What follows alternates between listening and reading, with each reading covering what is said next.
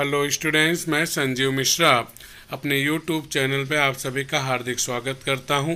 आशा करता हूं आप सब स्वस्थ मस्त और अपनी पढ़ाई में व्यस्त होंगे। प्रिय विद्यार्थियों, आज हम सब व्याकरण में काल परिवर्तन के बारे में जानेंगे। विद्यार्थियों, आज हम सब पढ़ेंगे काल परिवर्तन।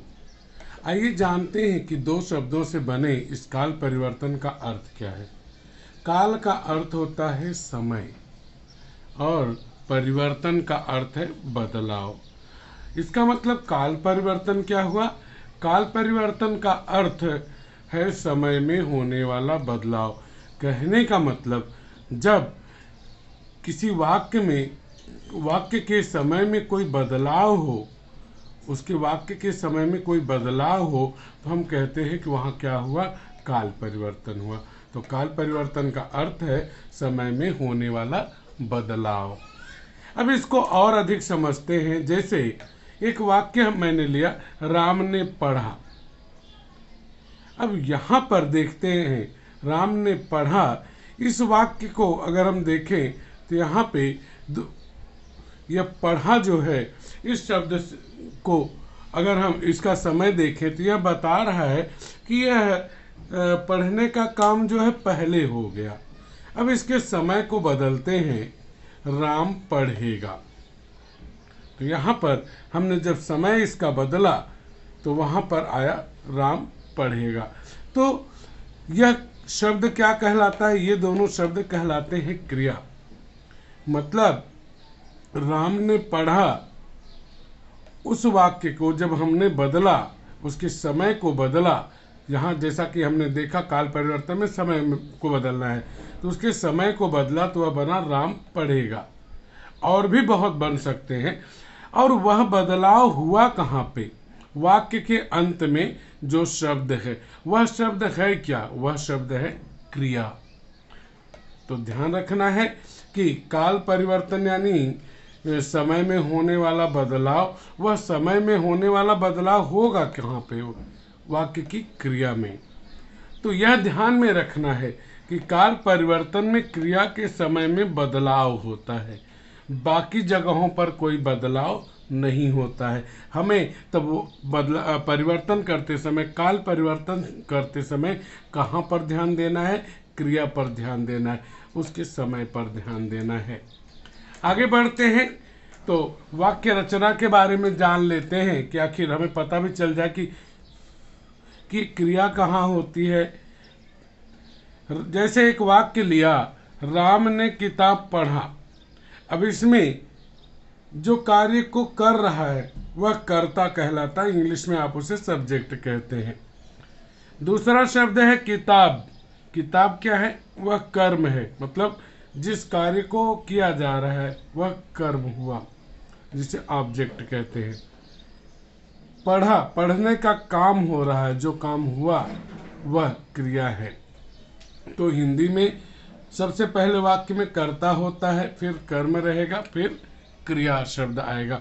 इसी से वाक्य रचना होती है। इंग्लिश में आप कहते हैं कि सबसे पहले, इंग्लिश में अगर देखें तो सब्जेक्ट ऑब्जेक्ट वर्ब, आप कर्ता को सब्जेक्ट, कर्म को ऑब्जेक्ट और क्रिया को वर्ब कहते हैं। हालांकि वहाँ पे वाक्य रचना थोड़ी अलग होती है।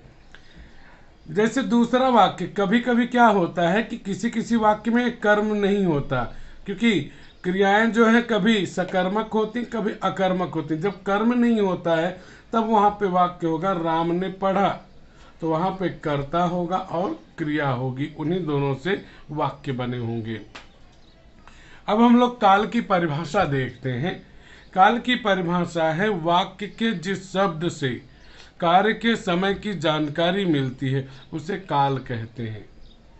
मतलब जो वाक्य लिखा गया होगा वहाँ पर जिस शब्द से हमें यह पता चले कि कार्य जो है किस समय में हो रहा है, कार्य किस समय में किया जा रहा है, उसकी जानकारी जो शब्द दे जहाँ से मिलती उसे काल कहते हैं। वाक्य के जिस शब्द से कार्य कब हुआ उसका पता चलता है उसे काल कहते हैं। और अधिक इसको स्पष्ट करते हैं, देखते हैं उदाहरण से। पहला उदाहरण है, राम पढ़ चुका था। अब हमें देखना क्या है, हमें क्रिया देखना है। मैंने अभी अभी बताया था क्रिया वाक्य में होती कहाँ है, क्रिया वाक्य के अंत में होती है। सबसे पहले कर्ता होता है, उसके बाद कर्म, फिर क्रिया, या फिर पहले कर्ता फिर क्रिया होता है, कर्म नहीं होता है।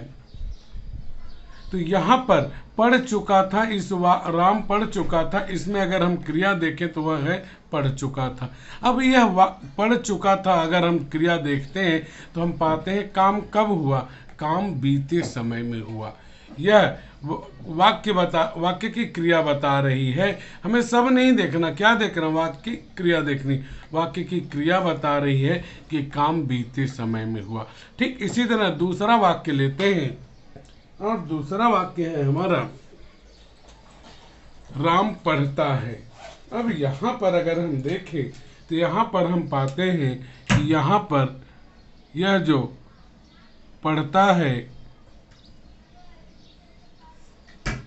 यह क्रिया है, बराबर। पढ़ता है क्रिया है। अब क्रिया के समय की जानकारी लेते हैं। तो पढ़ता है क्या है, बीते समय में पढ़ने का काम हुआ? नहीं। क्या आने वाले समय में होगा? नहीं। तब कब हो रहा है पढ़ने का काम? पढ़ने का काम चल रहे समय में हो रहा है, बराबर है। इसलिए यह चल रहे, यहाँ पर क्रिया चल रहे समय को बता रही है, यहाँ पर काम चल रहे समय में हो रहा है। अगला उदाहरण देखते हैं, राम पढ़ेगा। यहाँ पर अगर हम देखें तो यहाँ पर हम पाते हैं कि यह क्रिया है पढ़ेगा, और क्रिया हमें बता रही कि काम आने वाले समय में होगा। काम कौन सा है, पढ़ने का समय या आने वाले समय में होगा। पढ़ने का काम आने वाले समय में होगा। यहाँ पढ़ने का काम कब हो रहा है, चल रहे समय में हो रहा है। यहाँ पढ़ने का काम बीते समय में हो चुका है। इस तरह से जो काल की परिभाषा है कि वाक्य के जिस शब्द से कार्य के समय की जानकारी मिलती है उसे काल कहते हैं। तो यहाँ पे जो है हमें क्रियाएं ये बता रही हैं कि काम कब हुआ कब नहीं हुआ, तो वही यहाँ पे काल कहलाता है। अब कुछ एक विशेष बातों को ध्यान में रखें।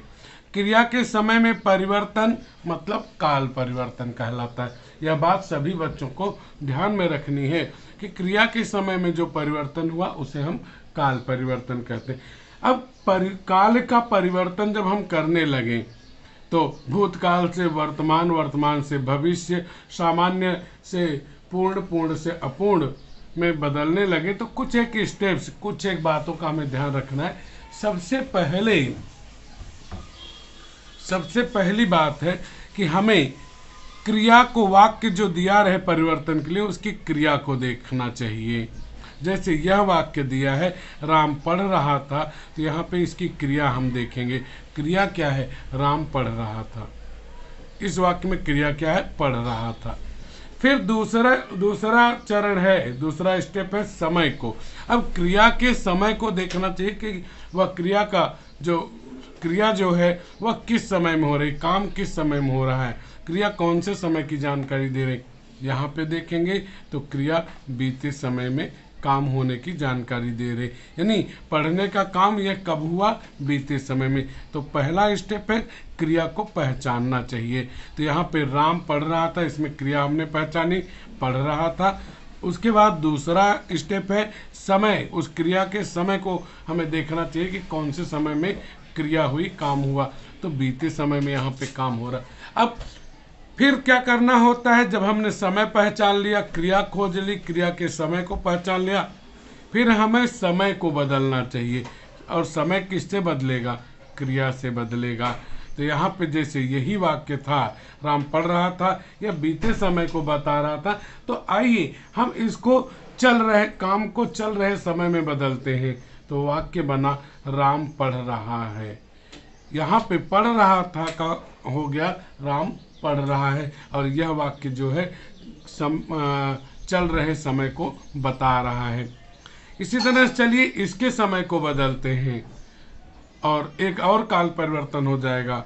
अब इसको राम पढ़ रहा होगा, यहाँ पे देखेंगे तो यहाँ पे क्रिया जो है वह आने वाले समय में काम होने की जानकारी दे रही। तो 3 बातों का हम ध्यान रखें कि क्रिया पहचानो वाक्य की, जैसे यहाँ पे पढ़ रहा है पहचाने। उसके बाद उस क्रिया के समय को पहचानिए, हमने समय को पहचाना, बीते समय में काम हो रहा है। फिर समय को हमें बदलना चाहिए, मतलब क्रिया को बदलना चाहिए। जैसे यहाँ पे क्रिया था पढ़ रहा था, ये बीते समय बता रहा था, अब हम लोग चल रहे समय में उसको बदलते हैं तो वह हो जाएगा राम पढ़ रहा है। अगर इसी को हम अगर बदलते हैं आने वाले समय में तो वह हो जाएगा राम पढ़ रहा होगा। आगे बढ़ते हैं कि आखिर एक क्रिया क्या है यार, बार बार सिरदर्द बनी है। तो क्रिया है जो शब्द काम की सूचना दे, काम की जानकारी दे। जिस शब्द से काम किए जाने की जानकारी मिले, किए जाने का पता चले, उसे हम क्रिया कहते हैं। जैसे उदाहरण में देखते हैं, आया तो यह कौन से काम की जानकारी दे रहा है, आने के काम की जानकारी। बैठा यानी बैठने के काम की जानकारी दे रहा है। यानी वाक्य का वह शब्द जो काम की सूचना दे, काम की जानकारी दे, वह क्रिया कहलाती है। काल परिवर्तन करते समय मूल क्रिया में परिवर्तन नहीं होता है। अब जानते हैं कि यार मूल क्रिया है क्या। तो बच्चों, क्रिया में मूल क्रिया, क्रिया का धातु रूप, नाम रूप, विकारी रूप कई होते हैं। तो यहाँ पे हम मूल रूप को देखते हैं। जैसे क्रिया का मूल रूप आना में जो है आ, यह क्रिया का मूल रूप है। जाता में जा जो है वो क्रिया का मूल रूप है। ये ता जो है उसमें जोड़ा गया है। पढ़ेंगे में पढ़ जो है क्रिया का मूल रूप है। यानी आ, खेल, गिर, पढ़, चल, हट, ये सब क्रियाओं के मूल रूप हैं। और उसका जब धातु रूप बनता है तो ना लग जाता है, पढ़ना, लिखना, खेलना, कूदना।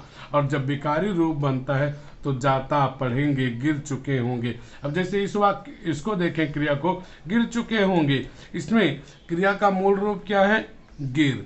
खा लिया होगा, इसमें क्रिया का मूल रूप क्या है, खा। इसी तरह से हर क्रियाएं होती हैं। तो हम लोगों ने यहाँ पे यह जाना कि काल का अर्थ है समय और परिवर्तन का अर्थ है बदलाव। काल परिवर्तन का अर्थ है समय में होने वाला बदलाव। तो समय में बदलाव की जानकारी हमें क्रिया से मिला करेगी कि क्रिया ही बताएगी कि समय में कहाँ पे कौन से वाक्य के में कौन सा समय चल रहा है, उसकी जानकारी क्रिया देगी। साथ ही साथ में हमें यह ध्यान में रखना कि क्रिया वाक्य के अंत में होती है। और काल की परिभाषा हमने जानी कि वहाँ पे, और साथ ही साथ हमने यह जाना कि समय 3 तरह के हैं। एक बीते समय को बताएगा, एक चल रहे समय को बताएगा, एक आने वाले समय को बताएगा। हमने यह भी जाना क्रिया के समय में परिवर्तन ही काल परिवर्तन कहलाता है। अब उसके नियम जाने कि सबसे पहले में वाक्य की क्रिया खोजनी चाहिए, फिर उसके समय को हमें देखना चाहिए कि वह किस समय में है, फिर जिस काल में, जिस समय में बदलने को कहा है उसमें करना चाहिए। अब जैसे बीते समय में था तो उसको हम बदलते हैं चल रहे समय में, तो यह वाक्य बना। आने वाले समय में बदला तो यह हुआ।